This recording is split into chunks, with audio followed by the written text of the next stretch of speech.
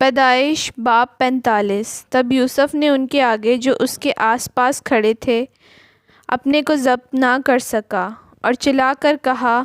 ہر ایک آدمی کو میرے پاس سے باہر کر دو۔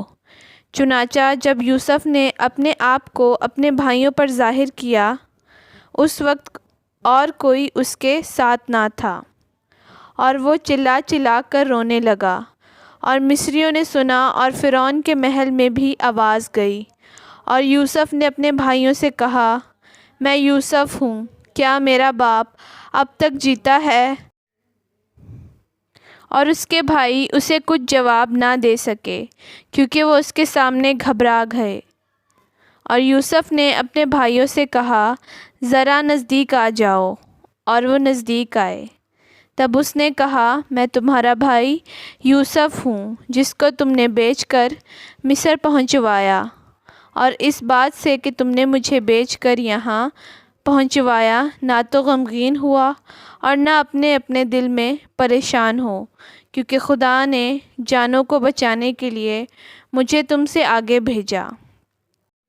اس لیے کہ اب 2 برس سے ملک میں کال ہے، اور ابھی 5 برس اور ایسے ہیں جن میں نہ تو ہل چلے گا اور نہ فصل کٹے گی۔ اور خدا نے مجھ کو تمہارے آگے بھیجا تاکہ تمہارا بقیہ زمین پر سلامت رکھے اور تم کو بڑی رہائی کے وسیلہ سے زندہ رکھے۔ پس تم نے نہیں بلکہ خدا نے مجھے یہاں بھیجا، اور اس نے مجھے گویا فرعون کا باپ اور اس کے سارے گھر کا خداوند اور سارے ملک مصر کا حاکم بنایا۔ سو تم جلد میرے باپ کے پاس جا کر اس سے کہو، تیرا بیٹا یوسف یوں کہتا ہے کہ خدا نے مجھ کو سارے مصر کا مالک کر دیا ہے، تو میرے پاس چلا آ، دیر نہ کر۔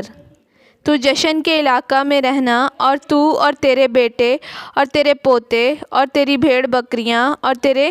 گائے بیل اور تیرا مال و متاع، یہ سب میرے نزدیک ہوں گے، اور وہیں میں تیری پرورش کروں گا، تا نہ ہو کہ تجھ کو اور تیرے گھرانے اور تیرے مال و متاع کو مفلسی آ دبائے، کیونکہ کال کے ابھی 5 برس اور ہیں۔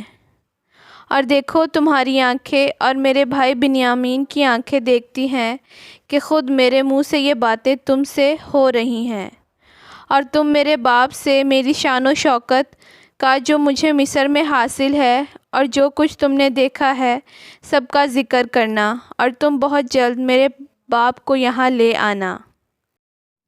اور وہ اپنے بھائی بنیامین کے گلے لگ کر رویا، اور بنیامین بھی اس کے گلے لگ کر رویا،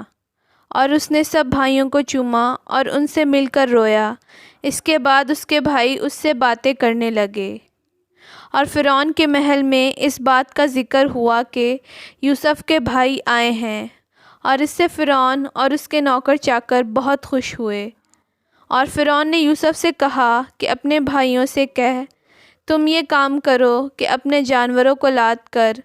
ملک کنعان کو چلے جاؤ،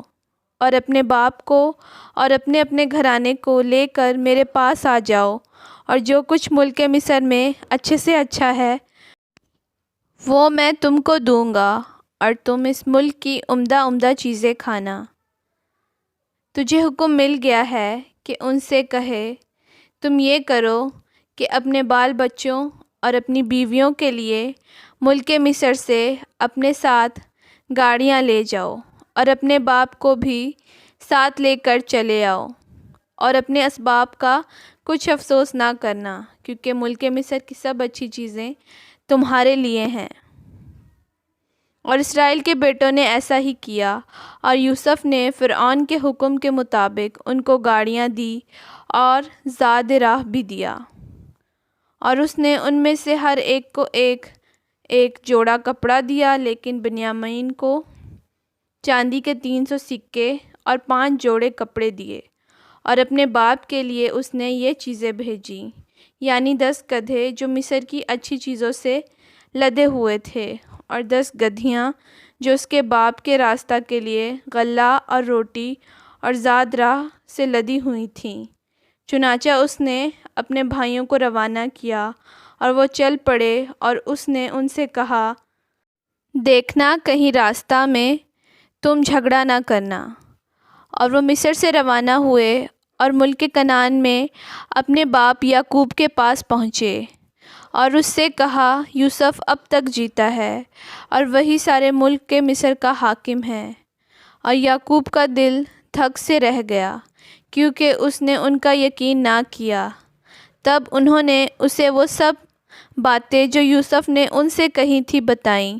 اور جب ان کے باپ یعقوب نے وہ گاڑیاں دیکھ لی جو یوسف نے ان کے لانے کو بھیجی تھی، تب اس کی جان میں جان آئی، اور اسرائیل کہنے لگا،